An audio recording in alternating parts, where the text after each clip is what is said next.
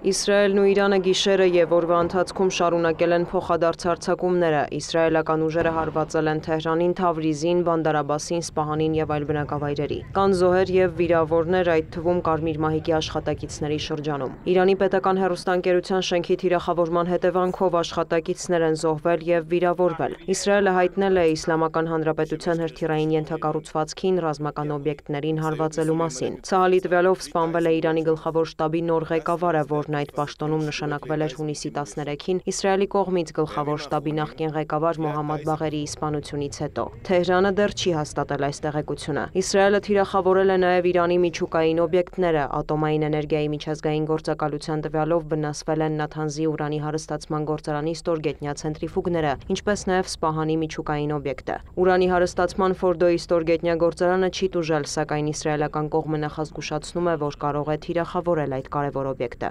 Իրանն էլ հարվածել է Թել Ավիվին, Հայֆային եւ այլ տարածքների։ Հայֆայի նավթավերամշակման գործարանը դադարեցրել է աշխատանքը։ Իրանից հայտնում են, որ Իսրայելին առավոտյան հարվածների ընթացքում կիրառել են 1 նոր հրթիռ, այլ մանրամասներ չեն հաղորդվում։ Նաև ըստ իրանական կողմի հրթիռակոծվել է Իսրայելի հետախուզության կենտրոնական գրասենյակը։ Իսրայելի վարչապետի գրասենյակի տվյալով Իրանի հարվածների հետևանքով զոհվել է 24 մարդ, վիրավորվել ավելի քան 640-ը։ Վերջին տվյալով Իրանում զոհվել է 220 մարդ, վիրավորների թիվը հասնում է 1800-ի։ Ըստ իրանական իշխանության տուժածների 90%-ը խաղաղ բնակիչ է։ Հայտնի է, որ զոհվել են նաև միջուկային ոլորտի գիտնականներ, բարձրաստիճան պաշտոնյաներ եւ հրամանատարներ։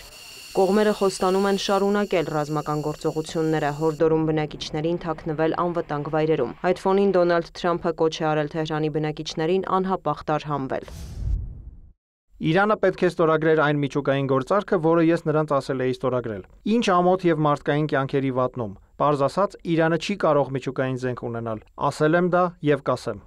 Լրագրողների հետ զրույցում Թրամփը մեկնաբանել է ամիսներ առաջ ԱՄՆ հետախուզության գնահատականը, որ Իրանը միջուկային զենք չի ստեղծում։ Ինձ դա չի հետաքրքրում։ Ես կարծում եմ, որ Իրանը շատ մոտ էր միջուկային զենքի ստեղծմանը, շեշտել է Սպիտակ տան ղեկավարը։ Միևնույն ժամանակ ԱՄՆ նախագահը նշել է, որ Թեհրանը պատրաստ է երկխոսել, սակայն ավելի շուտ պետք է դա աներ։ Բենյամին Նեթանյահուն էլ կարծիք է հայտնել, որ Իրանը ցանկանում է միջուկային գործարքի շուրջ բանակցություններ վարել, բայց ձևական։ Ըստ Իսրայելի վարչապետի Թեհրանի նպատակն է դրանց ընթացքում իբր շարունակել միջուկային զենքի մշակումը։ Մենք թույլ չենք տա, որ դա տեղի ունենա, նախազգուշացրել է նա։ Նեթանյահուն նաև չի բացառել, որ իսրայելական ուժերի թիրախում կարող է հայտնվել Իրանի գերագույն առաջնորդ Ալի Խամենեին։ Դա չի սրի հակամարտությունը, այլ կավարտի այն, պնդել է Իսրայելի վարչապետը։ Իրանի արտաքին գործերի նախարարը կոչ է արել ԱՄՆ նախագահին ստիպել Իսրայելին կանգ առնել։ Աբբաս Արաղչին կրկնել է, Իրանը չի սկսել այս պատերազմը եւ շահագրգռված չէ շարունակել արյունահեղությունը։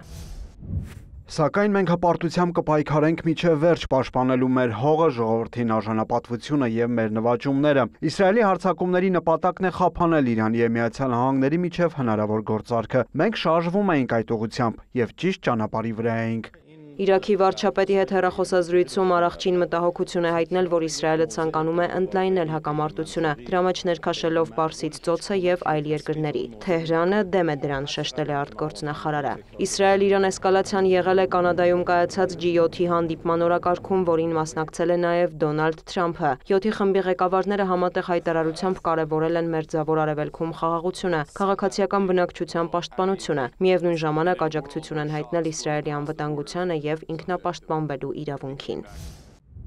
Իրանը տարածաշրջանային անկայունության եւ ահաբեկչության հիմնական աղբյուրն է։ Մշտապես հայտարարել ենք, որ Իրանը երբեք չի կարող միջուկային զենք ունենալ։ Այս ճգնաժամը պետք է կարգավորվի, որպես արդյունք հուսով ենք ապա էսկալացիա տեսնել նաեւ Գազայի հատվածում։ Կշարունակենք ուշադիր հետևել միջազգային էներգետիկ շուկաների վրա ստեղծված իրավիճակի ազդեցությանը։ Պատրաստ ենք համակարգել գործողությունները ապահովելու շուկայի կայունությունը։ Արևմուտքում նաև մտավախություն կա, որ Իրանը կարող է հարվածել Մերձավոր Արևելքում արտասահմանյան ուժերին։ Լոնդոնը հայտնել է տարածաշրջան լրացուցիչ ուժեր, այդ թվում կործանիչներ ուղարկելու մասին։ Պենտագոնի տվյալով ԱՄՆ կենտրոնական հրամանատարության պատասխանատվության գոտում եւս լրացուցիչ ուժեր եւ միջոցներ կտեղակայվեն, ամրապնդելու տարածաշրջանում պաշտպանական ներուժը։ ԱՄՆ նախագահը հույս է հայտնել, որ հակամարտության կարգավորման եւ միջուկային գործարքի հարցերում առաջընթացի կհասնեն եւ ամերիկյան կողմը ստիպված չի լինի ներգրավվել պատերազմին։ Դիանա Գասպարյան, լուրեր։